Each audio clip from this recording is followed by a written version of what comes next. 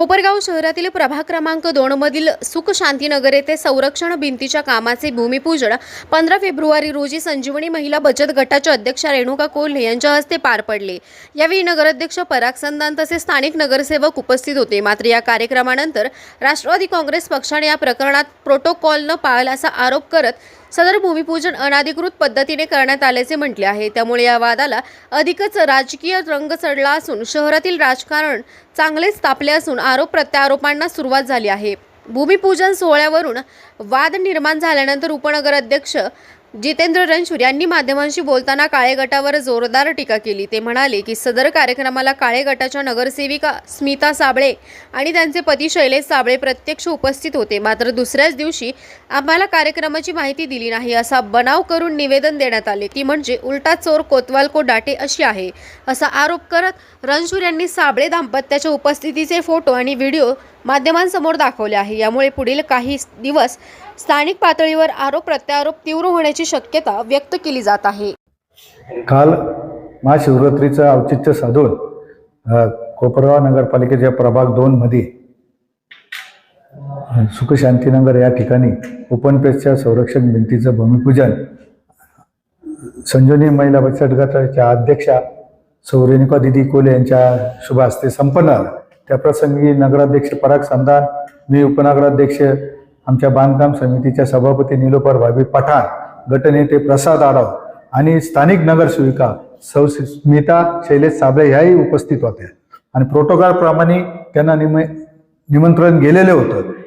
स्मिताताई उपस्थित होते, त्यांचे पती शैलेश साबळे सुद्धा उपस्थित होते आणि तो कार्यक्रम भूमिपूजन तुम्हाला मी फोटो दाखवतो।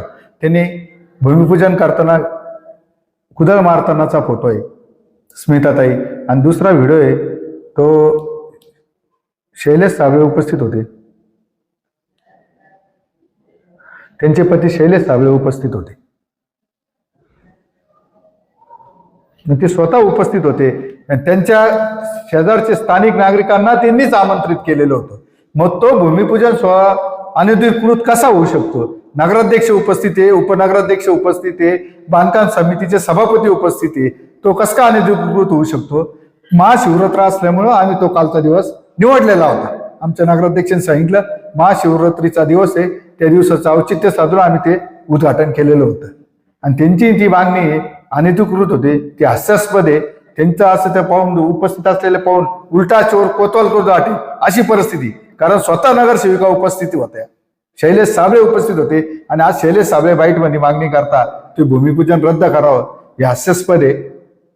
आणि त्याचा कार्यक्रम झाल्यानंतर स्मिताताईंनी स्वतः रेणुका दीदींना त्यांच्या घरी चहा पाण्यासाठी घेऊन गेल्या होत्या। शैलेश साबळे व स्मिताताई साबळे त्यांना घरी घेऊन गेल्या होत्या। मग त्यांनी जर त्यांना घरी पाहुण्यांना घरी घेऊन गेलं तर कुठं प्रोटोकॉलचं पालन कुठं न झालं असं आम्हालाच समजत नाही। कोणतं प्रोटोकॉलचं पालन केलं पाहिजे होतं याच्यापेक्षा नगरपालिकेने? त्या निवेदनात सांगण्यात आलेले आहे की आमदारांच्या प्रयत्नातून 22 लाखांचा निधी त्या संरक्षण भिंतीसाठी मंजूर झाला, परंतु कुठेही उल्लेख आहे तर आमदारांचं झालं किंवा जे नगरसेवक आहेत त्यांच्या फलकावरती नाव नसल्याचा आरोप जे आहे तुमच्यावर होतोय। नगरसेवकांचं फलकावर नाव कुठेही लागत नाही।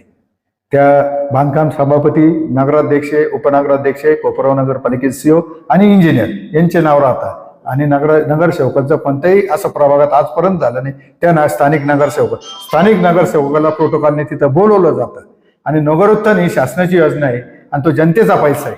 याच्या अगोदर सुद्धा आमदारताई स्नेहलताताई होत्या, 2019ला यांनी उद्घाटन केले, पोलीस स्टेशनच्या इमारतीचं केलं, बस स्टँडचं केलं, पंचायत समितीचं केलं, गोकुळ नगरीचा पूल केला। मग तिथं आम्ही म्हटलो का प्रोटोकॉल पाळला नाही? ते पैसे आमदारताईच्या प्रयत्नातून आलेले होते। सत्तेत बदल झालेला आहे। नगराध्यक्ष कोपरगाव शहरातल्या जनतेने भारतीय जनता पक्ष मान्य विवेक भैया कोल्हे यांच्या नेतृत्वाखाली सत्ता पराग संदान यांना दिलेलं आहे आणि ते नेतृत्व कोपरगाव शहराला दिसे जाणार आहे। कारण तुम्ही जर पाहिलं तर कोपरगाव शहरातल्या धूळ कमी झालेली, पाणी स्वच्छ पाणी पुरवठा चालू झालेला आहे। त्याच्यामुळे कोपरगाव शहरातल्या नागरिकात समाधानाचं वातावरण असल्यामुळे विरोधकांच्या पोटात पोटदुखी झालेली आहे, म्हणून ते असे हास्यास्पद आरोप आमच्यावर करताय।